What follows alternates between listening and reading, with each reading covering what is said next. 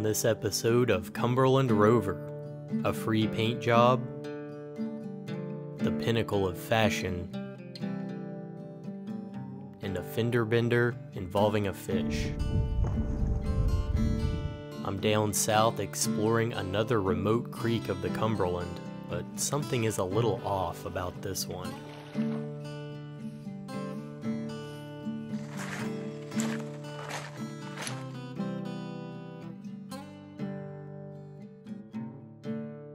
Soon may the wellerman come, bring us coffee, tea, and rum. One day when the tonguing is done, take our leave and go. At a fair in the sun of town, her hair was blonde and this was around. Soon may the wellerman come around.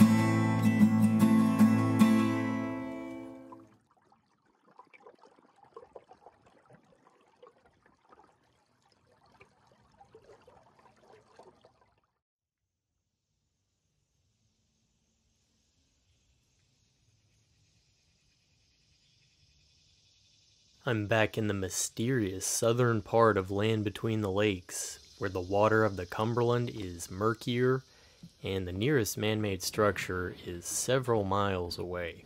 Last fall, I launched my larger home-built 15-foot skiff from this very same site, but I was on a mission to explore some islands out near the main Cumberland Channel, and I didn't have time to explore the creek itself. I've returned on this occasion with my smaller 12-foot skiff to see what this tributary of the Cumberland has to offer. I designed and built the 12 specifically for adventures like this. She can be easily launched and loaded from the bed of my Ford Ranger, which is ideal for remote sites like this, and she's easy to row and carries a small utility sail for getting downwind. Though somewhat similar in size and form, I find that little skiffs like this are a completely different animal from the plastic recreational dinghies that most people are familiar with, such as a sunfish or a butterfly or a small O'Day like a Sprite or a Widgeon. A flat-bottom skiff provides an amazingly practical means of transportation over water, and it's also just a pleasant way to experience the water without the noise and stink of an engine.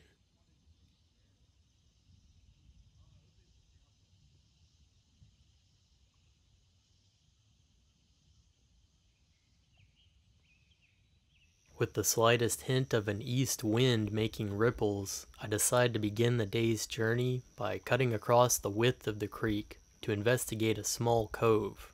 The mast is stepped and the sailing gear is close at hand in anticipation of some wind building later in the day. After checking out the cove, I plan to set sail for the back of the creek in search of the source, the narrow upper creek bed.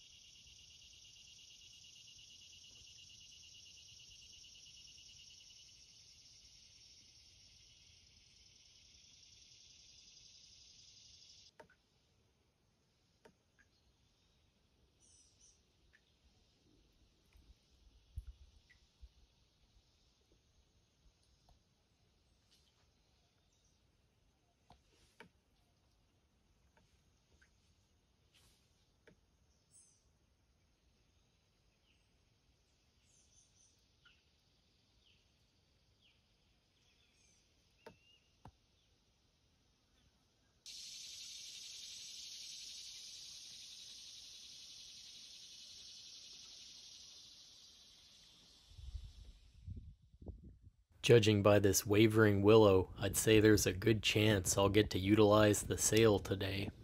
Even on a calm day, you get the occasional random puff, so it's not a sure thing, but it is looking optimistic.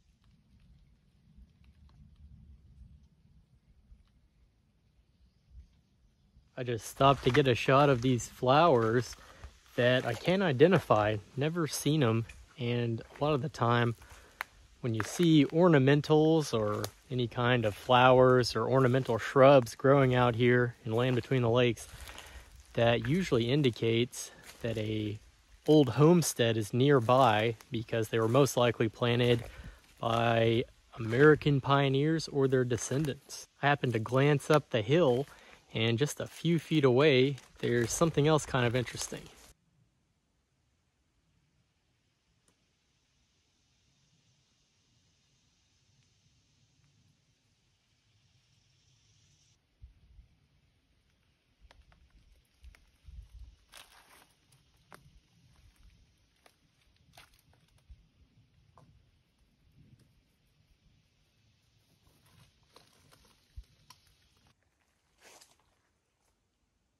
Hold on a second, Nick, that's my name.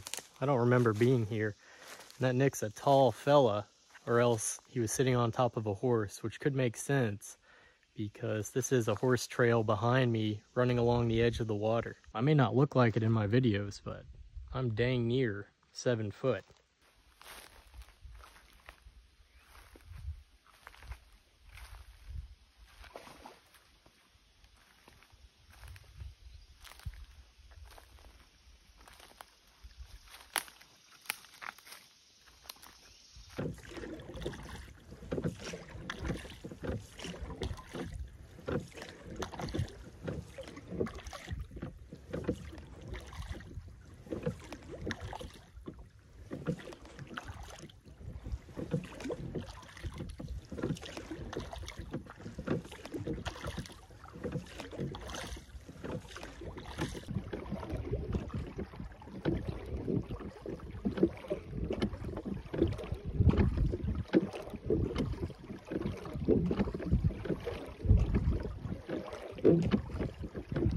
Completing my lap of the cove and returning to the main creek, I decide to go ahead and get the rudder down and the sail up. There's nowhere near the wind I had hoped for, but it's enough to move the boat along.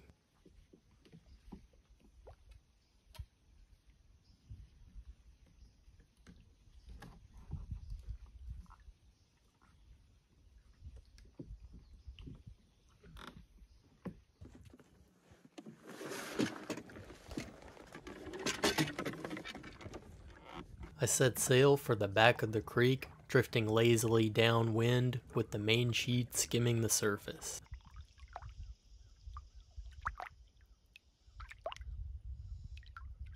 A surfing main sheet is a sure sign that there's basically no wind, but the skiff is in motion, and that's good enough for me.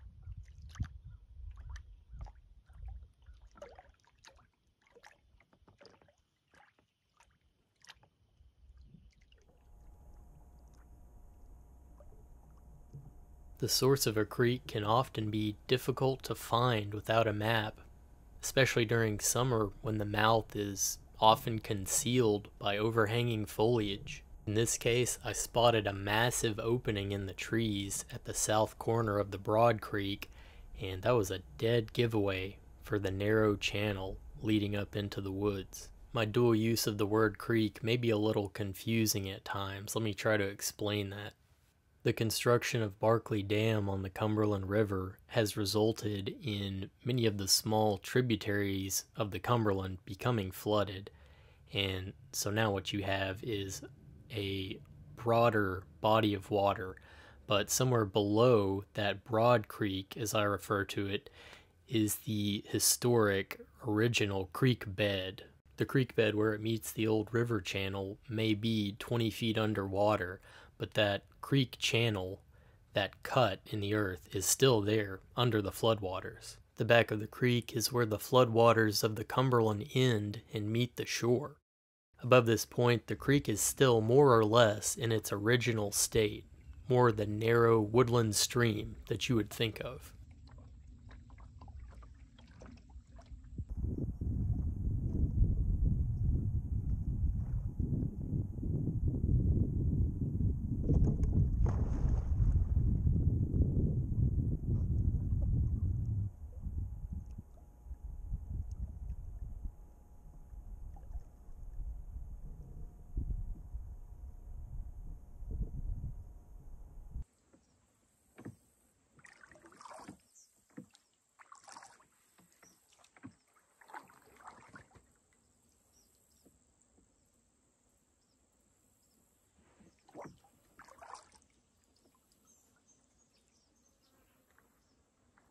I'm floating in about 4 inches of water right now. I thought I could sneak through this passage to get to the creek channel, but it's just a little too shallow. But right now, I can hear probably thousands of insects buzzing. That's a little concerning.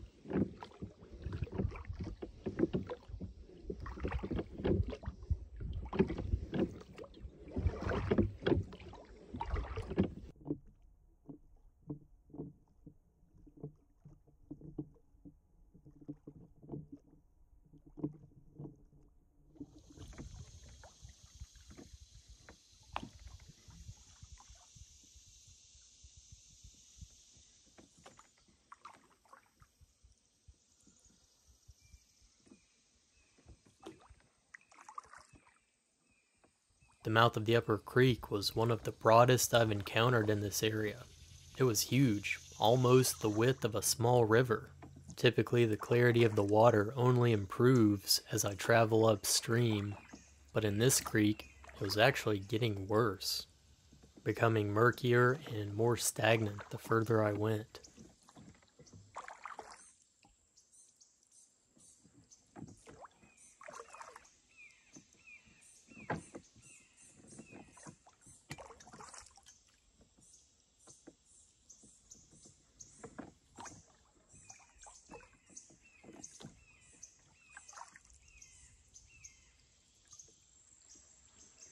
Coming around the bend, I spotted a lone cormorant diving for fish.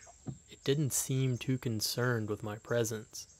I decided to sneak up for a closer look.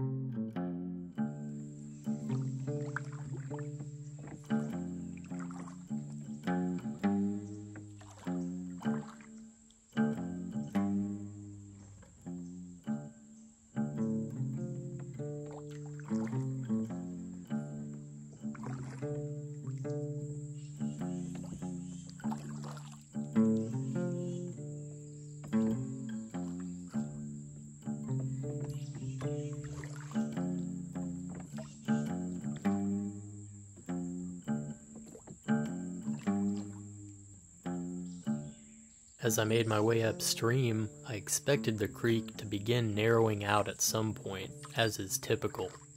But instead, it just continued to resemble a small river for as far as the eye could see. A river minus any current or flow. There was seemingly no water coming down at all. I found that a little bit strange for such a substantial channel. It should be interesting to get above lake level on this creek and see what I can find out.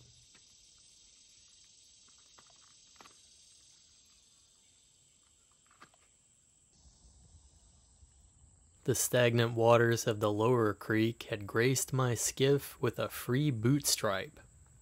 I'm not sure how I feel about this shade of brown though.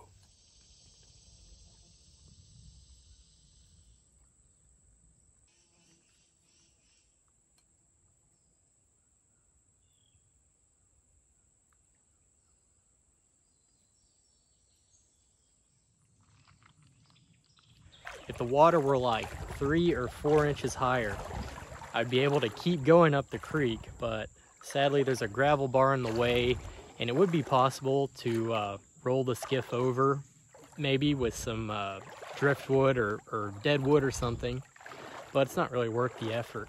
So I have got my Cumberland River satchel loaded up with a canteen, a beer, a knife, a meat stick, and a cheese stick, and I'm gonna carry on foot, as is often the case on these creeks and land between the lakes.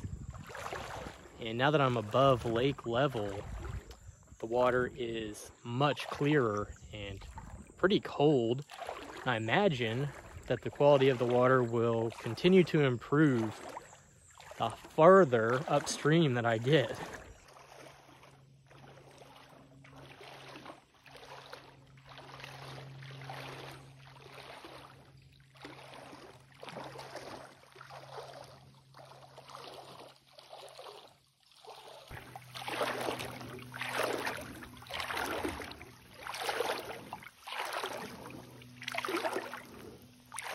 The white gravels of the creek bed were littered with an array of brilliantly colored slag glass, from dark navy to royal blue to sky blue. Slag is the byproduct of iron ore production, an industry that was common to the region during the 19th century. There were many iron furnaces between the rivers, and a few are still standing today.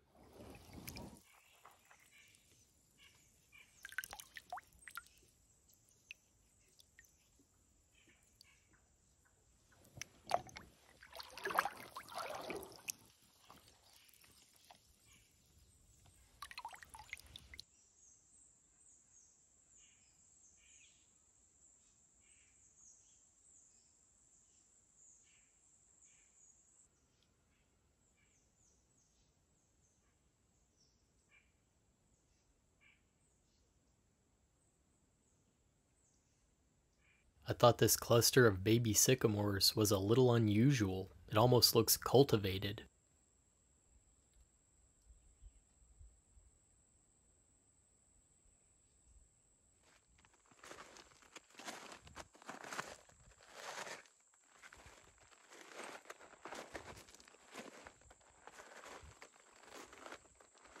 Continuing to climb in elevation, I was still waiting for the creek to narrow out, but it didn't. Actually, it was starting to resemble a road almost. There was something else strange, a distinct lack of water, especially in a creek this large. Even if there was no flow coming down, I would still expect to be seeing a lot of small, isolated pools. Almost all the creeks around here are like that. This one was bone dry.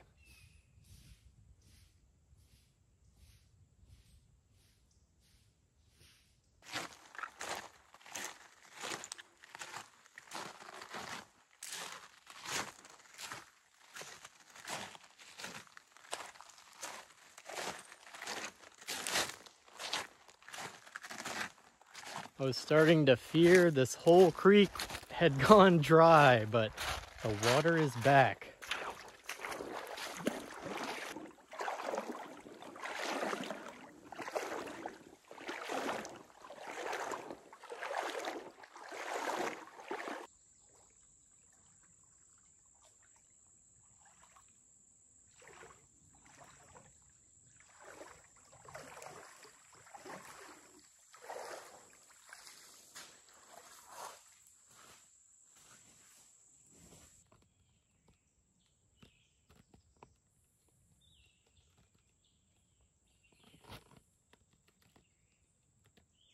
You see that little one in the middle? That's the leader.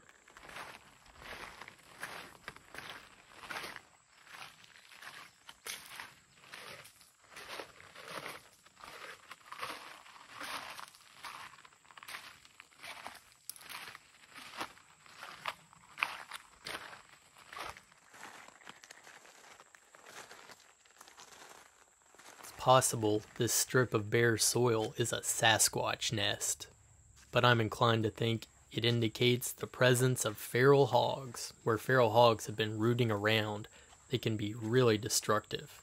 A few years ago, in one of these creeks down in Tennessee, I was surprised to come around the corner and see a giant couple 100-pound boar just taking a dip in the creek in a small pool, and that was a shock. I had no idea feral pigs were inland between the lakes, or even this far north in the United States. That guy was kind of intimidating, actually. In Kentucky, up in the north end of LBL, I've yet to encounter them, but I imagine they'll be making their way there slowly.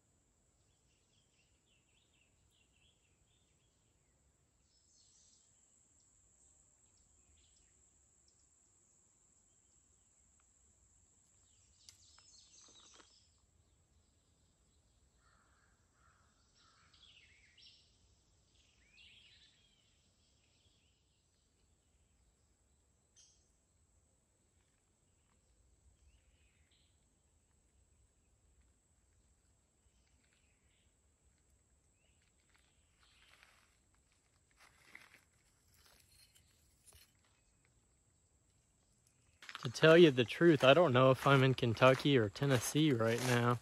I know I'm near Tennessee.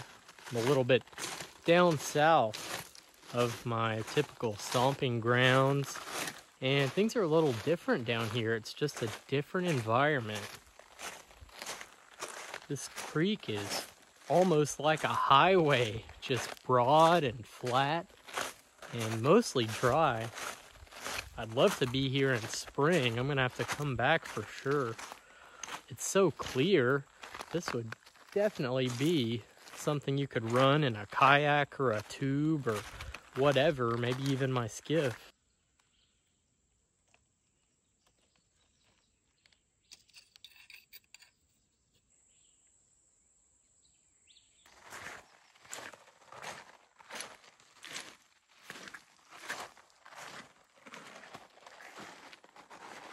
Finally, the creek decided to fork off, and I decided that was far enough. Creek walking can be very addictive, and it's one of those activities that keeps drawing you in. You just want to see what's around that next corner, and you can get into trouble doing that because you can walk indefinitely.